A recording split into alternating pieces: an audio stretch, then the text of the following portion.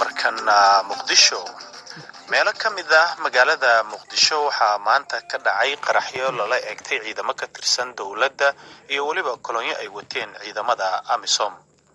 askar iyo dad shacab ah ayaa la sheegay inay ku dhinteen qaraxyada maanta sida uu ku soo waramay wariyaheena Cabdulqaadir Maxamed Cabdulle.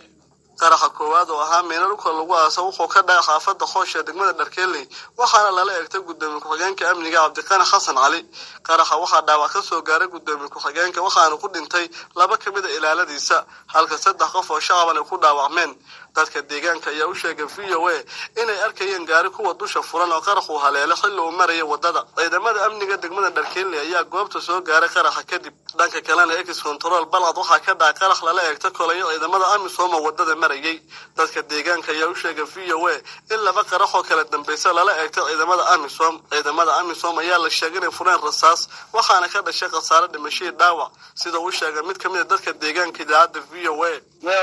adiga afartii saac xilligan ku aadanayna soo mareen qoliyada baabuurtaan ilmaha AMISOM kabacdi markay marayaan urundigi asiga markay marayaan qaraxa kooban dhacay adiga wax yar kabacdi 10 daqiiqo waxaan dhamayna kii labaad aan dhacay qaraxa labaad kabacdina caasi meesha marayay dadkii saarnaa ayay xabadeeyeen dadkaasni oo dhaawac iyo dhimasho waa isku jiray hadii dhaawacoodina waxaa la keenay isbitaalka sama keenaa la keenay wixii dhimashana dee meesha laga qaaday wixii dhimasho ilaa laba qof afar qofood waa dhimasho afar saasaan jeclahay dhaawacuna ilaa adiga lix meelahaas qof oo sabakeen meesha la keenay dhaawacii kabacdi waxaa noola sheegay nin kamid inuu dhintay adigu xagee joogtay maxaa saaray anoo ex-control la joogo naag bariyo dadka oo meesha deganaan kamid ah labada qarax marka ma AMISOM lala eegtay mise markay maray kadib ay qarxay maya ayaga lala eegtay marka hore baabuur oo meesha maraya lala eegtay kabacdina